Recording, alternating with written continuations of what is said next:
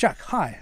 Hi, Colin. Good to see you again. Yeah, and good to see you. And you're here in Blairmore House, Mm-hmm. sunny Scotland, less than sunny Scotland. Well, that's why I'm wearing this. Jerusalem was awful warm when I left. And you're a director of the Intercessors for Israel? Yes, I'm one of the directors, and we're doing our 9th annual prayer conference up here at Blairmore House, and it's wonderful to be back here. What's the Lord saying? What do we need to hear? What's the Spirit saying to the churches? Well, it's very interesting because a number of years ago, a U.S. Senator came to Derek Prince just before he passed away, and the senator said, "What is God saying? And what is God doing, actually?" And one of Derek's last prophetic words was simply, "God is judging the nations and restoring Israel." And I think that's what we're seeing. And God is judging the nations according to how they touch Israel and interfere with his process of restoration for Israel. And we're seeing that in nations like America, in this nation, in nations of Europe, that God is judging nations that are touching the apple of his eye at this point, and in the fact he is restoring Israel for his glory. This is all for his glory. Okay. Now, at the best of times, and since its rebirth in 1948, Israel's been surrounded by, let's say, less than friendly nations. That's right. What are the existential threats at the moment? Well, let's just take it simply. We are in the process this weekend. This is Saturday, tomorrow Sunday.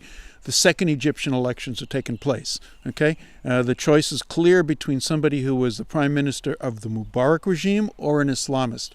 If the Islamist who's associated with the Muslim Brotherhood gets in, Israel is going to face grave dangers on its southern border because the Muslim Brotherhood are really ready, want to re-talk and renegotiate the peace process. They really hate us. One of their leaders last week said, when we come in power, we want to establish a caliphate with our capital, not in Mecca, not in Istanbul, but in Jerusalem. So what does that mean for us? So that's the one existential threat. Second is what's happening in Syria.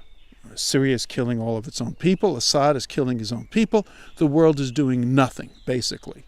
And Syria is joined with Hezbollah. Syria has the world's largest biological and chemical weapons stores. We're very concerned in Israel that if Assad thinks he's going to fall, he can do a number of things. One, he can attack us with chemical and biological weapons. Two, he can leave them, and then when he falls, the Muslim Brotherhood in Syria and Al-Qaeda in Syria take over those chemical and biological weapons. Three, he can transfer those biological weapons to Hezbollah in Lebanon, who are his cohorts. None of those scenarios is good for Israel. So we're on tenterhooks, so to speak, up in the north. The IDF is ready for whatever it takes, and we may end up with a regional war there very soon. And of course, the major threat, the 600-pound gorilla, is Iran. And Monday and Tuesday, Iran is going to be speaking with the P5+1, the permanent 5 council members plus Germany in Moscow. And if it's anything like the last two talks, it's going to accomplish nothing. Iran's on its way toward developing nuclear weapons. They say continually they want to annihilate Israel, and the world is doing nothing. Bibi Netanyahu, our prime minister, keeps on saying this reminds him of the 1930s when the world did nothing, and it's exactly it. The only difference is that we now have a state, a Jewish state, the nation of Israel, that can defend the Jewish people, and we won't let 6 million Jews get killed again. So the thing that the church in Scotland, or whoever's listening to my voice, needs to know is, if the world will not deal with Iran, we will have to. We have no choice. He is like Hitler, threatening us almost every week with annihilation. Hitler threatened, the world didn't believe him. 6 million Jews later, the world finally believed. 60 million people dead later, the world finally believed. We can't go that far. So if we attack Iran because the world will not do anything concerning this guy's threats, I would hope that people in the church would have enough wisdom to see that we had no choice and would stand with us in prayer and in public relations, especially the day after. Yeah, but there are those within the church who would say that the church, the believers, are now Israel. Well, they're not reading the same Bible I am.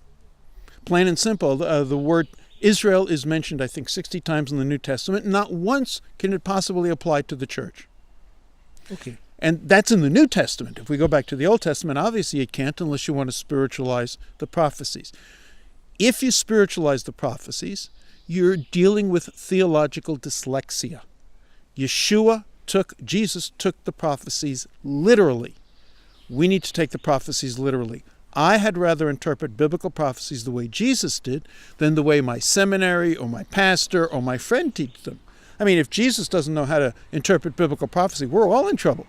But he does, and he even said to his disciples after he rose from the dead, "O fools and slow of heart, not to believe everything that was spoken by the prophets concerning the literal suffering, death, and resurrection of Messiah." Well, how much more today when there's so many more prophecies concerning the literal resurrection and salvation of the Jewish people in the land of Israel in the last days. And by the way, it also says in prophecy, and the nations will not like it.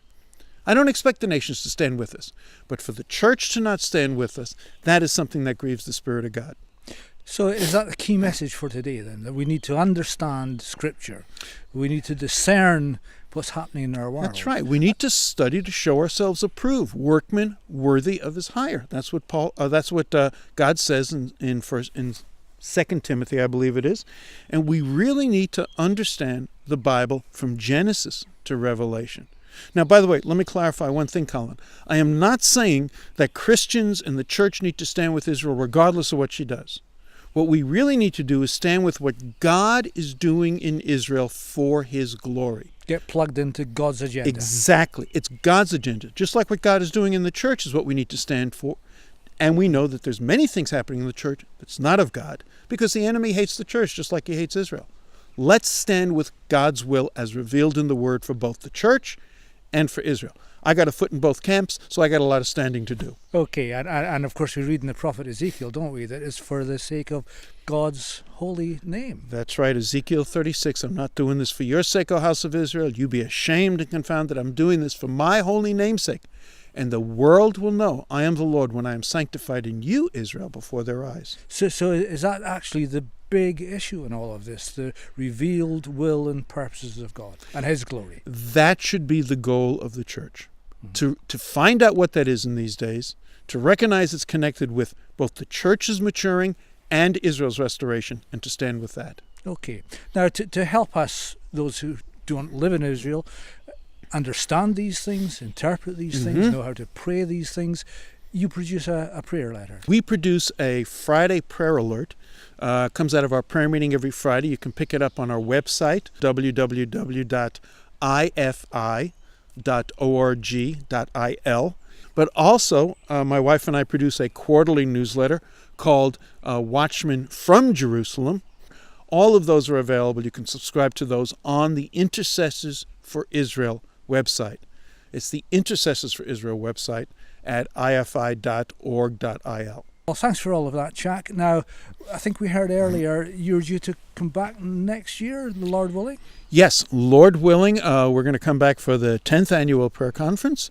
And it's LL's going to be, because this is Blairmore House is part of LL Ministries, and they'll be talking all about it. They'll be putting it in their schedule, and it'll also be on our website at Intercessors for Israel. Great, Jack. And you've got a couple of days ahead of you yet before you jet back to the sun. Well, I've got a couple of days more here in Blairmore House where we're finishing up the prayer conference, and then next weekend I'm going to be down in London. So I'm going to get out of there before the Olympics, though. Okay. Thank you, Jack. Bless you, Colin. Good to see you again. Yeah, good to see you.